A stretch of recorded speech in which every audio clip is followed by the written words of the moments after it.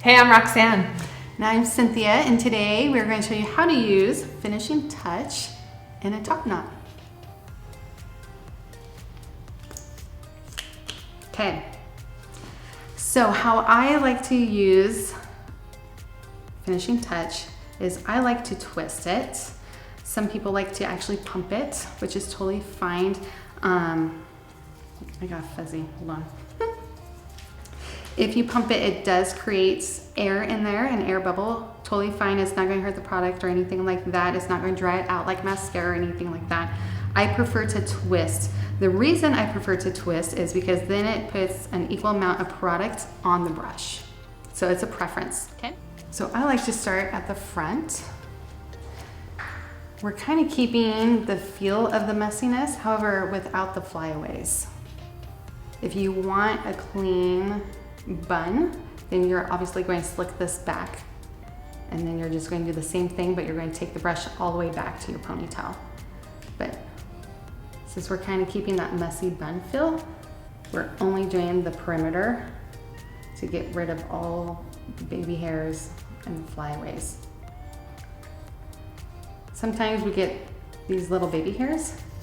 The brush, like around the ears and things, I will remove the product and get on my fingers and kind of brush those up and into the hair.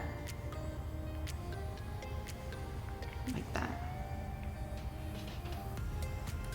So any hard to reach spot you come in contact with, or you want just more of a precise, that's kind of the route you're going to want to go, is with your fingers. And I'm just going to wrap this all the way around.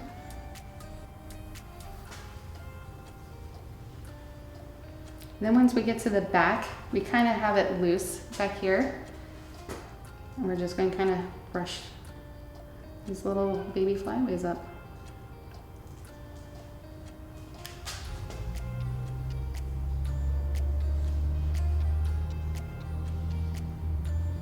Oh, that was attached.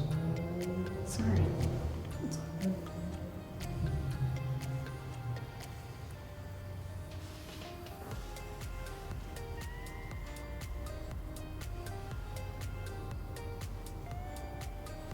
All right, all the baby flyaways are up. We're happy with it and it feels good. It's not sticky feeling. It feels like silk in your hair, which is awesome feeling. And we are ready to go. And you are flyaway free. Awesome. Ta-da!